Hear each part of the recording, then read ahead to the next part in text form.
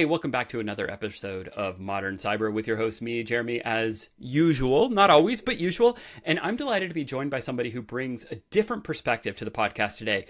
Normally we talk about cyberspace, we talk about digital threats, we talk about risks to data, we talk about risks to things like functional aspects of application stacks, cloud platforms, and whatnot. Today we're going to get into something that's a little bit more tangible. I'm joined today by Trent Gander. Trent is a freelance writer and consultant who has worked in the firearms and security sector for over 8 years. In that role, he's dealt with everything from civilian concerns to law enforcement and military methodologies, as well as practices in logistics, data, and intelligence.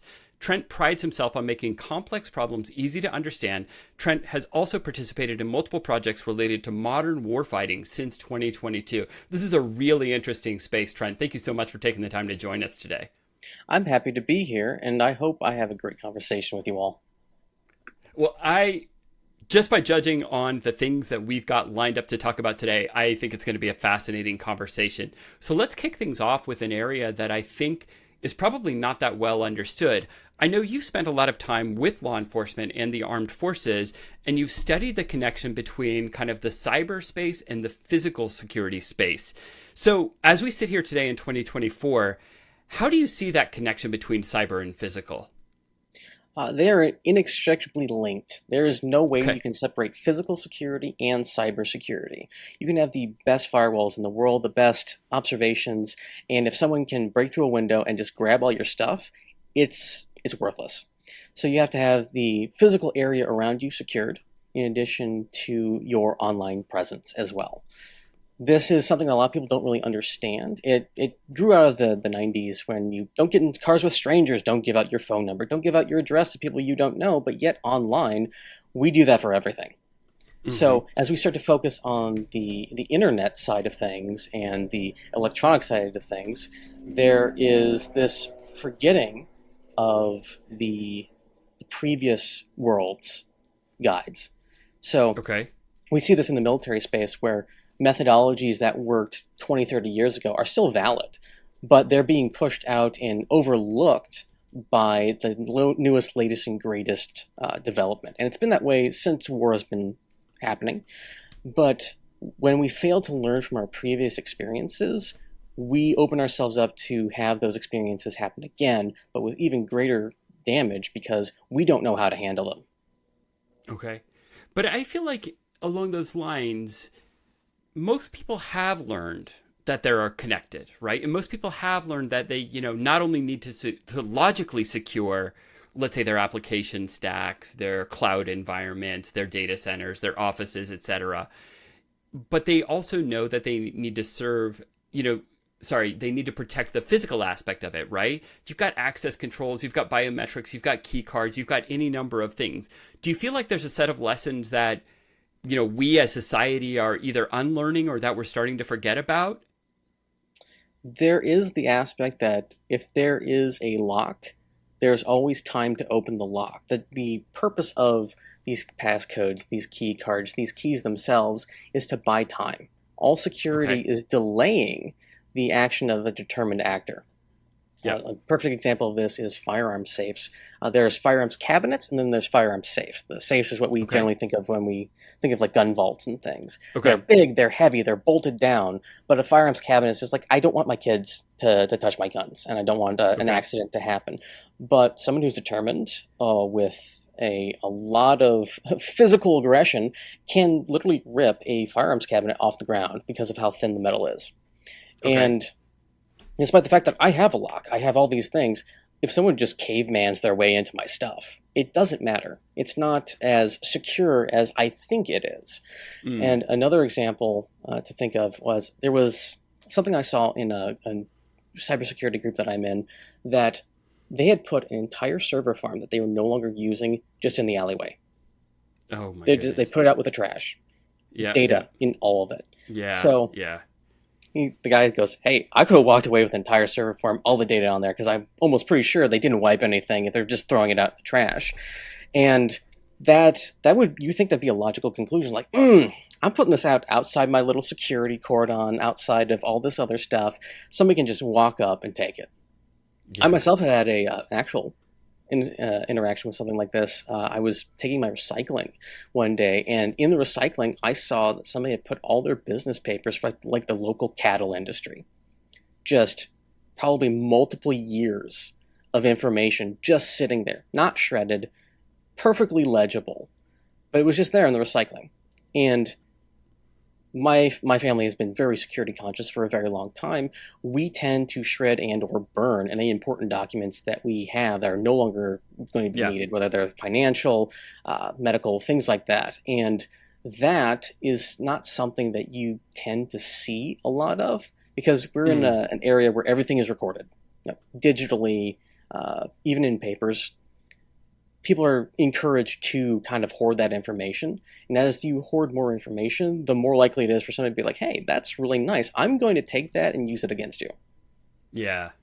Yeah, I do tell, everybody who will listen in my circle of friends, it's not enough to just throw things out. I've got a bin here. It's kind of off camera here, but I've got my own little home shredding bin. And, for me, it's pretty much once every other week or so. I'll take that to a co-working space that I go into that has a high-powered shredder and, just kind of crank through everything off of that box. But, I take your point on this. And I think actually if I kind of extend that analogy, especially along the lines of the fact that it's delay, not fully preventative, we talk a lot about encryption and we talk about the strength of encryption, but we do also know over the last 20 years that, for instance, the encryption that was used when I first started my career in IT is eminently breakable today. And, anything that we use right now, whatever the current standard is that we have, the chances are pretty good that 10, 20 years down the road, that will also be breakable. Now, we may be delaying by a factor of years, and it may be the case that by the time this data is unencryptable, it's no longer relevant or valid or, usable for any real kind of purpose. But I take your point seriously. And certainly, any determined actor can get into things. If you just take the recent kind of assassination attempt, it took the FBI a matter of days, but just days, to break into the shooter's phone. And so, even the protections provided by the phone manufacturer and the Android operating system, et cetera, were at best a delay of a couple of days. So where do you see organizations kind of thinking about, do you see them kind of separating the two domains, or do you see them like starting increasingly to treat them as one unified exercise when they do their own, let's say, security posture evaluations or when they do their own threat modeling? And I'm particularly, kind of thinking about this from the perspective of the type of organizations that you interact with, which candidly, by the way, are ones that I almost never interact with. So I have kind of no idea what the current state of play is with those organizations.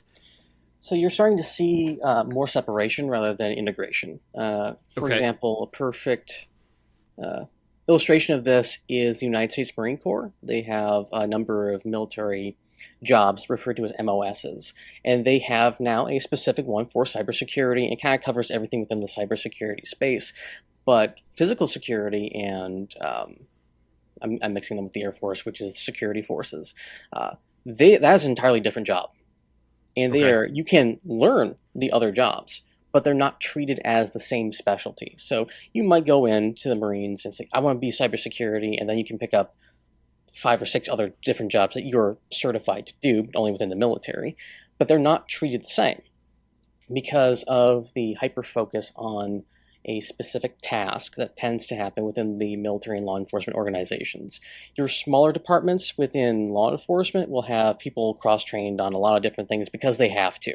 I live Yep. outside of a small city where we have like 24 to 28 sworn police officers, and then there's like 6 support staff and maybe a couple of volunteers. That's not a lot, and it's not that small of a city. It's almost 20,000 people, but that's that's not enough to have somebody on cybersecurity the entire time. You might have Right. somebody they might call in as an expert to be, hey, we messed up, we Yeah. need help, and Yeah. that is in fact the beauty of being able to outsource certain jobs. But of course, if I'm relying on my security all the time on an outside source, what happens if they get compromised? What happens if I'm unable to reach them because all my phones are down, all my radios are down, all my everything is down because my department or my job or my home got specifically targeted for a specific attack? because we Yeah. are seeing criminals start to, especially in other countries, become more and more advanced, using Yeah. things like signal jammers to isolate people who are already in an isolated area where they can't call out. Now, that Yeah. sounds like an absolutely terrifying prospect to Yeah. experience, especially like, oh my goodness, I'm going to call the police. The phone isn't working. I'm going to call the police on my radio. The radio isn't working. I'm on my own. I'm here with my family. My kids are here. My spouse is here. Everyone I care about and everything I care about is here. And there seems to be an indication that somebody wants to take everything from me tonight, today, tomorrow. And living underneath that pressure is something that I'm going to make an assumption, say a good portion of the US does not experience. There are certain Yeah. areas where that is the case. It absolutely is the Yeah. case. But the more white collar aspect of the United States doesn't have to worry about that. They have their own private security details, or they live in nice gated communities, and the barbarian hordes waiting to take your scalp kind of a situation has been a little bit lost in translation when that was only 150 years ago, where that was the norm. Mm. Yeah, it's interesting. I mean, you mentioned that the majority of the population probably doesn't live with that concern. I just kind of Googled while you were making that point, and it is right now only about 20% of the US population that lives in what is classified as rural areas, and there's a definition here about what kind of qualifies as rural areas.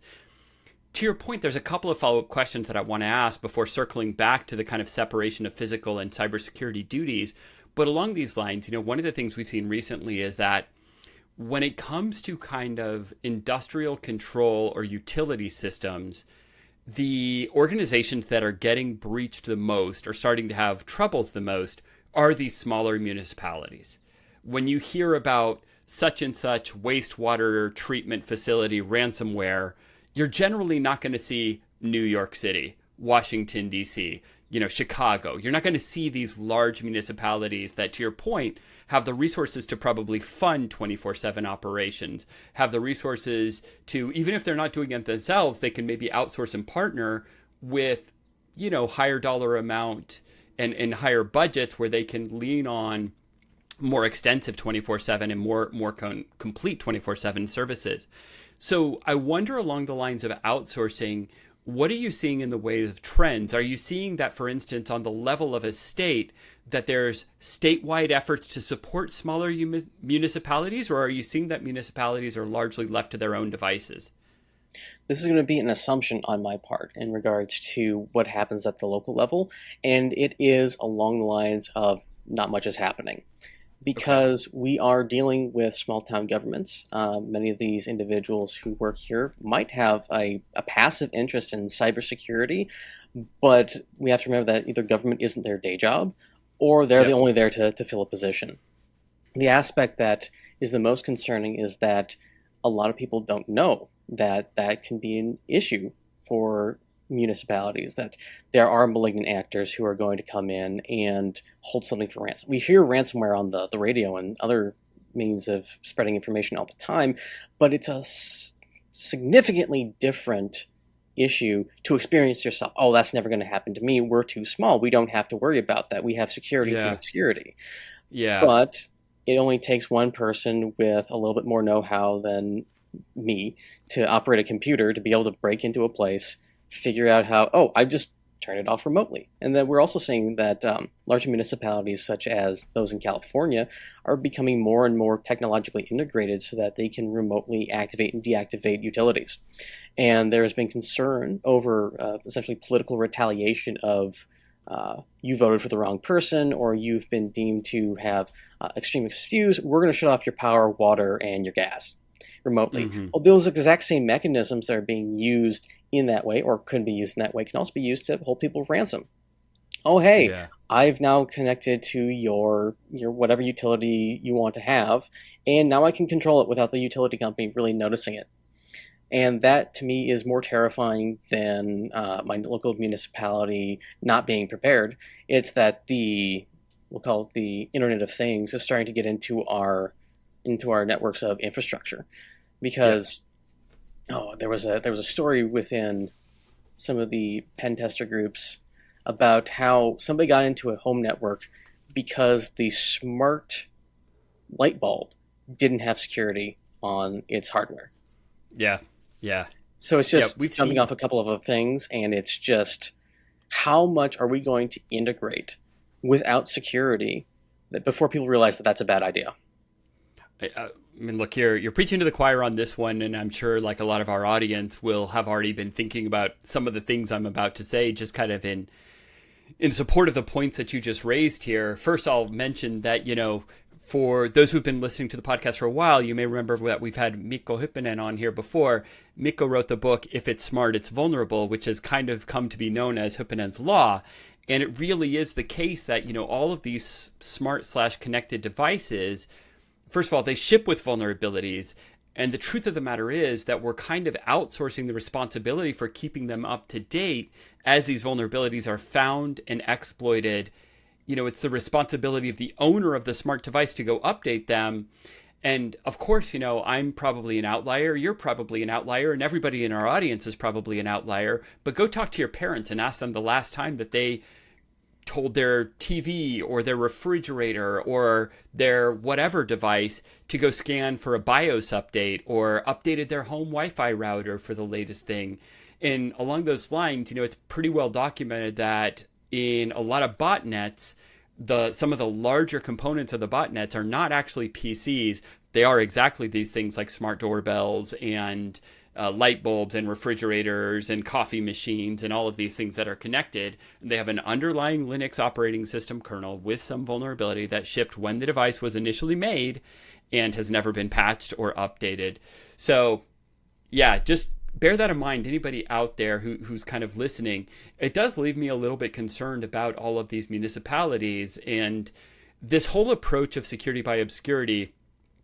I tell people all the time, we have our own testing lab. We do API security here at Firetail. We have our own testing lab where we put APIs online. We are not a large company and we have no illusions about who we are and, whether we are a realistic target. Despite the fact that we have previously interviewed what we suspect to have been a North Korean agent applying for a job with our company, any API that we put online, it can be on any of the cloud providers that we support and that we test on. We give it a random IP address, no DNS name. It's not linked from anywhere. It gets traffic within less than 5 minutes. And that is not dumb traffic. That is traffic probing for what's running at this location. And once we see one request, we see a bunch of follow-up requests trying to discover what's running there. And that's exactly the path that most bad actors take when they're starting to look at your network. And this is true of every municipality across the country, whatever size. If you have something with an IP address that's connected to the internet, it is being scanned, it is being probed all the time, many times per hour. And this whole view of security by obscurity, that is just not a valid strategy in 2024 as we see it. So I want to change gears a little bit in the conversation. I want to come back to something that you said earlier about kind of physical versus logical or cybersecurity. And you said that these things are kind of generally being separated in a lot of the organizations that you kind of look at or work with. And I'm curious what your take is, because I could almost make two arguments around that. One argument is actually it's better. People can focus on one domain space. They can go super deep on that domain space. And in fact, you've got, domain space 1, domain space 2 covered by deep expertise. They're really, really focused. And in fact, the two should kind of check each other. You get the best of both worlds because you've got deep expertise on both. The other view is that, as you said at the beginning, they are inextricably linked. And going forward, in fact, they're just going to be more and more and more linked.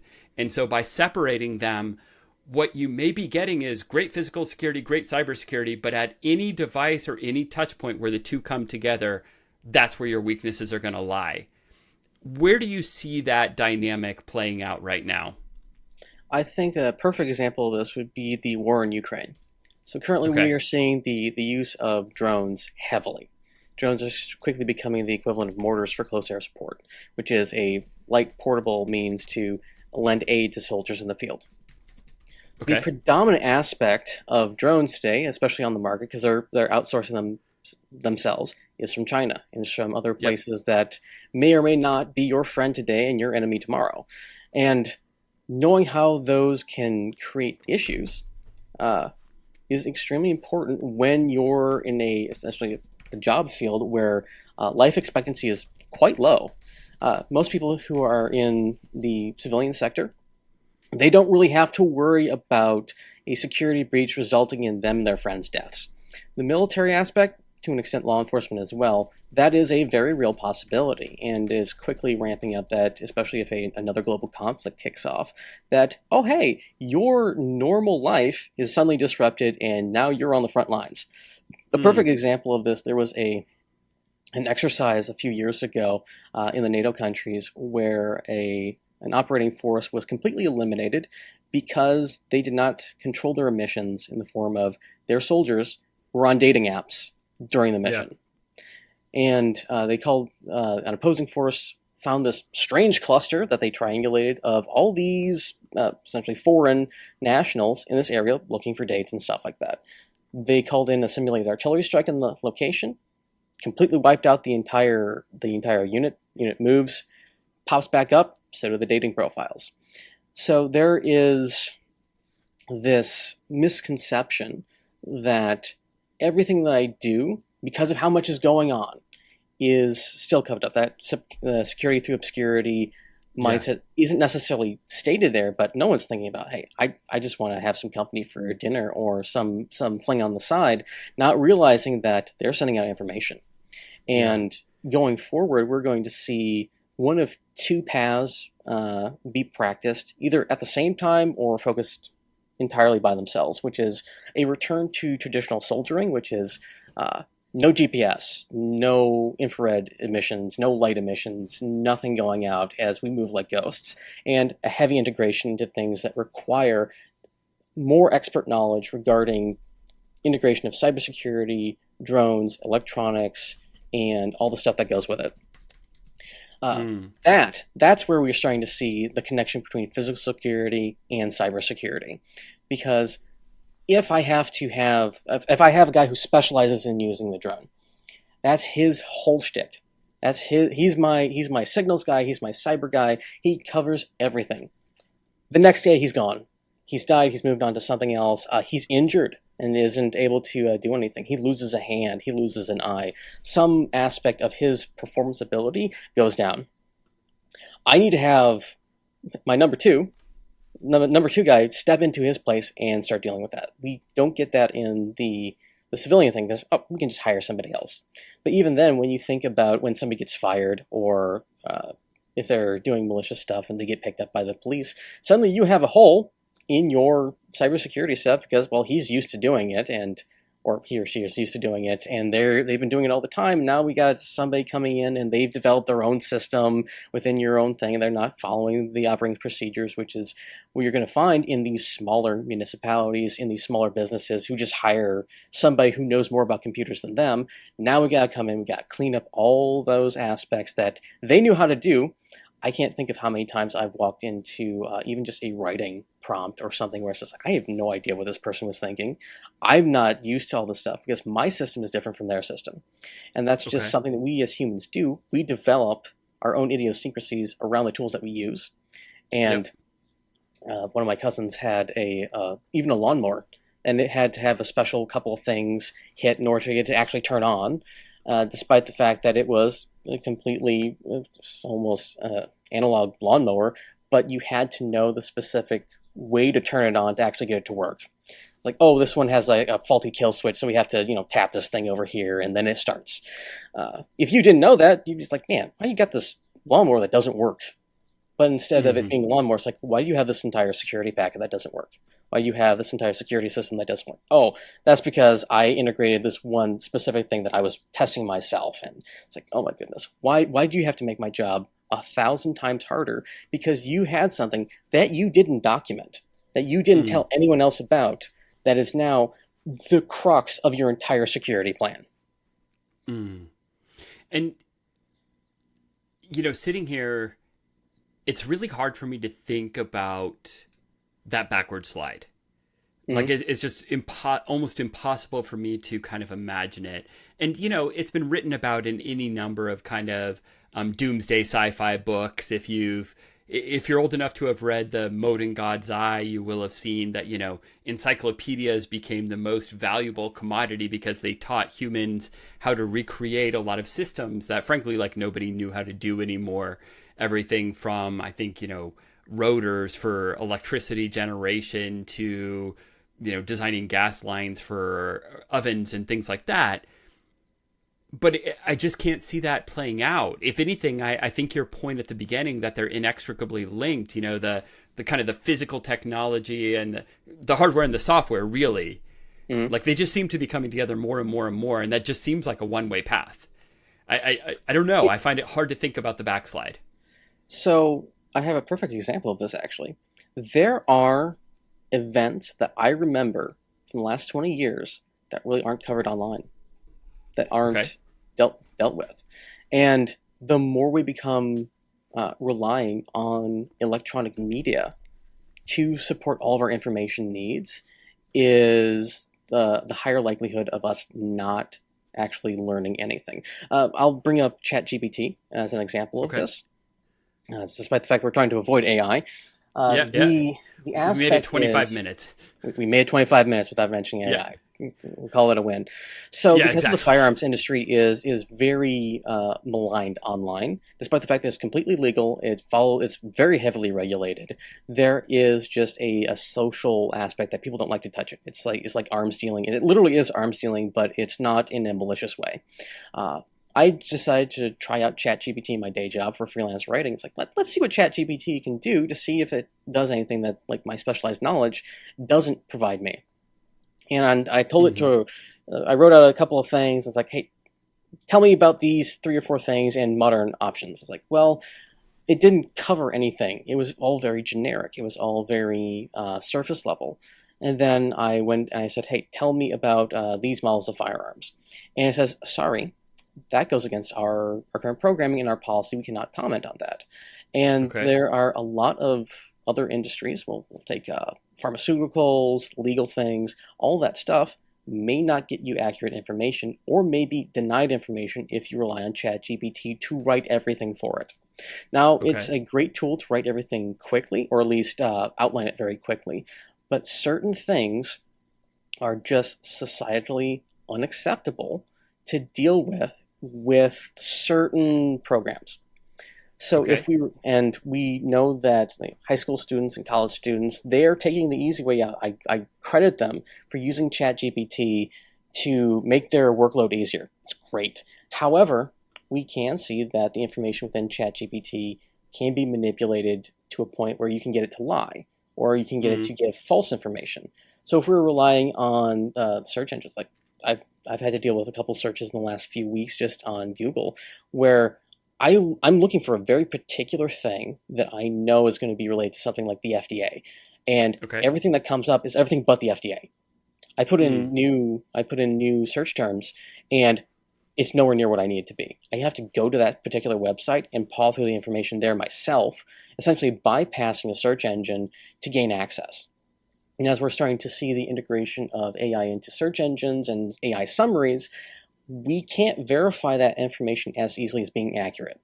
So we all have our little biases. We go to people that we trust or people who seem trustworthy, and we get our information from them, which of course still has its own problems regarding what if they're lying. But now we can't go and verify credentials or verify the history of something if AI just like randomly grabs all the stuff off the shelves, summarizes it, and puts it out on the plate in front of us. So the possibility of that backsliding gets more and more plausible when you start to look at the reliance on tools that make the job easier. There's just certain things that you can't do with technology without using some older method or older format or even the old knowledge. Like I can look up how to fix my car, but I'm still going to need the physical tools in order to do that, and not to cross these couple of wires, otherwise my car is going to catch on fire, kind of a thing. Yeah, I get your point. And I mean, there's a counter argument that can easily be made, which is that, like, look, a couple things. First of all, ChatGPT made by OpenAI, it's their right as to how they classify data or what information they classify as being, against their terms of service, just like it is for any social media platform. And they all face the questions around what is harassment, what is hate speech, what is unacceptable user content, pornography, what have you, right? So, it's a private corporation that gets to set their own rules for their own products and services and so on. I do definitely take your point that, as humans become more reliant on search, there is definitely kind of a self-referential effect of what information gets surfaced versus what information just kind of gets buried and may actually be out there somewhere online, but it's so obscure and it's so disconnected from search results as to be effectively non-existent. Like, I get that. But at the same time, there's this argument that could easily be made is like, look, these are teething problems. These are just the results of like a new technology making its way into the mainstream. As it goes through this, we hit some hiccups along the way. We figure out where the weaknesses are. They get better over time. More data kind of will actually like support this, and a few tweaks to the algorithm here and there. And generally speaking, these things should get better at understanding our intent as far as what we're trying to accomplish, and then, doing that. And along the way, I can share some anecdotes from our own team where we've started to use ChatGPT for a few things in the realm of content generation. And in particular, I gave a talk at a conference recently about API security, and I wanted to summarize a report that we had written. It was about 40 pages, relatively text dense. And I wanted it condensed, or certain aspects of it condensed into a few bullet points. And I asked ChatGPT to do that. And it did a really good job. And then I told it, you know what? Tone it down, make it more casual and familiar. And it did a good job of that as well, which is something that, a year ago, it may not have been as good at doing. And so I can see there's a layer of progress here. That would be one counter argument around it. What's your reaction to that?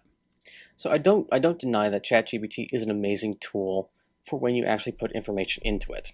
It's when you don't know how to put all the information into it that it starts to create a problem. So, hey, tell me about XYZ. It's literally 3 or 4 words for the prompt, or a couple of paragraphs, compared to how some people have been doing, where they essentially write 4 to 5 pages of a prompt to write an article and do all those other things. And they use it to the best of their ability, and it creates great work, and it creates great summaries and all these other things. I'm not denying that it has a utility.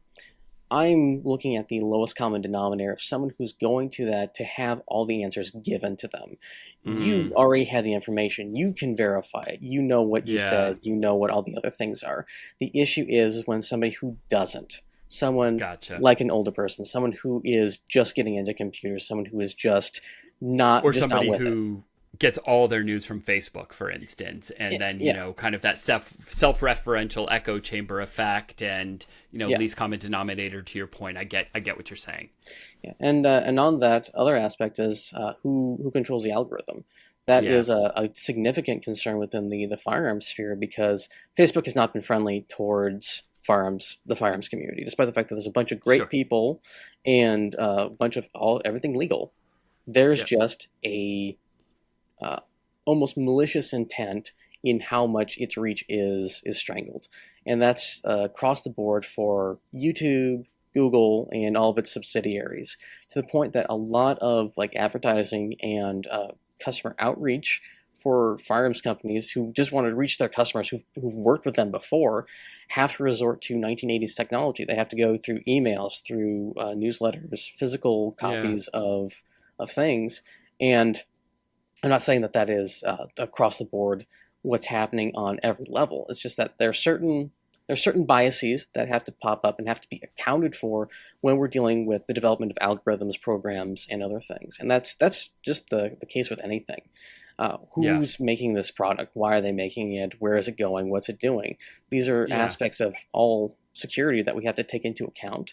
And unfortunately, I encounter a little too many people on Facebook, because I'm on there a lot, who think that everything's puppies and rainbows and sunshine when there are legitimate malefactors out there. Like within the last month, I had someone impersonate a dead relative trying to do the, hey, I just found out this great new thing. You want to sign up for the NIH scam thing?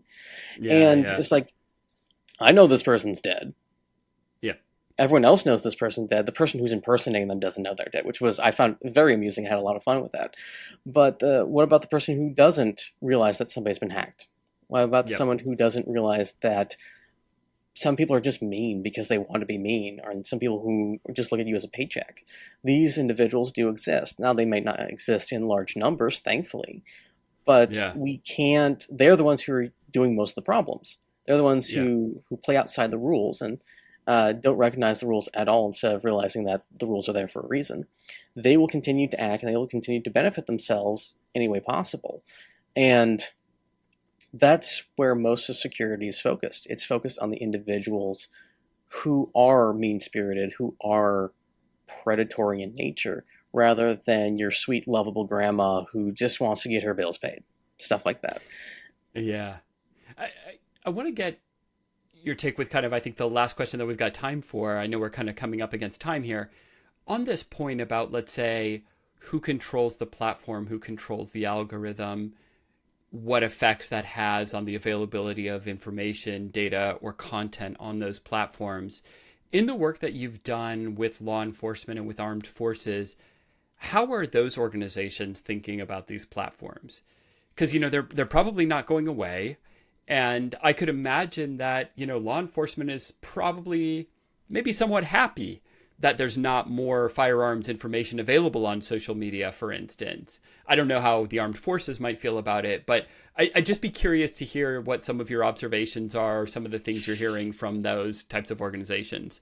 So there's an interesting aspect. There is the people on the ground who want people to be able to defend themselves and essentially lighten the load of police. And then there's the opposite aspect of we don't want any information out there at all.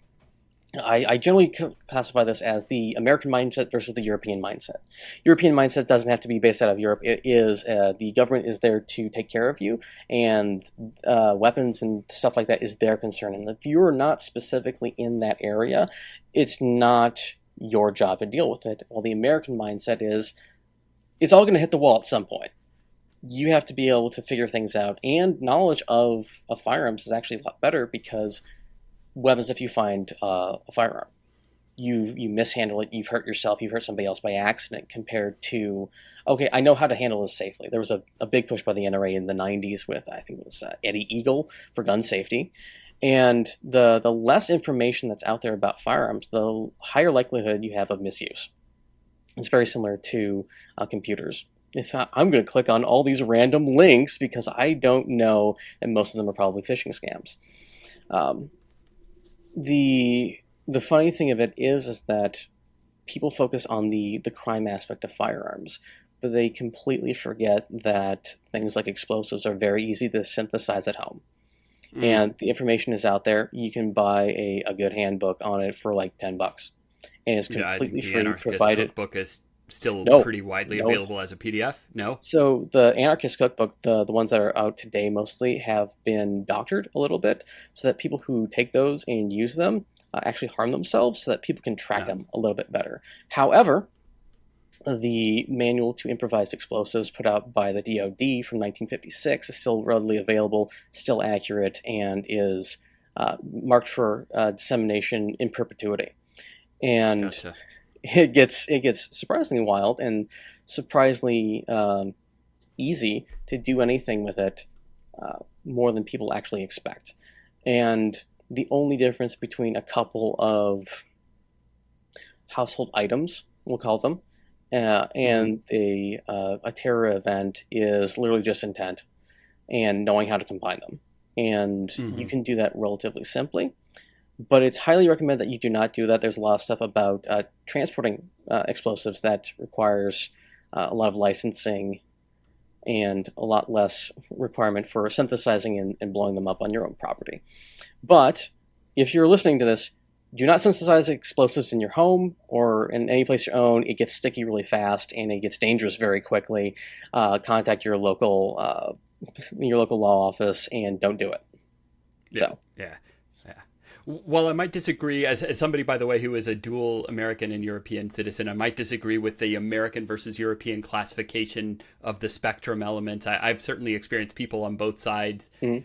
of the Atlantic Ocean who are also on both sides of that spectrum. So I might have a little bit, but I take your point very much about kind of, the attitude towards what's better, more information versus less access and availability. And I think that's really an interesting spot to leave today's conversation on. Trent Gander, it's been a real pleasure to hear your perspectives on this as somebody who spends time in, again, an area where I myself don't spend a lot of time, looking at this convergence of physical and cyber, looking at the availability of information, some of the trends in this area. For people who want to find out more about your work and some of your writing, what's a good place for them to find you online? The best place to find me is on Upwork and LinkedIn. My personal email will be put at the end of this podcast as well, because I check that all the time. I'm happy to help and consult with whatever you have need of, specifically in the law enforcement and military space. And I hope to be on again and have another great discussion. Awesome. Well, we will have those links in the show notes. For those who are listening, if you've got a second and you've enjoyed this conversation or any of our previous episodes, please do us a favor. Rate, review, share, subscribe, all that good stuff. You know what to do. Until then, we will talk to you next time on another episode of Modern Cyber. Bye for now.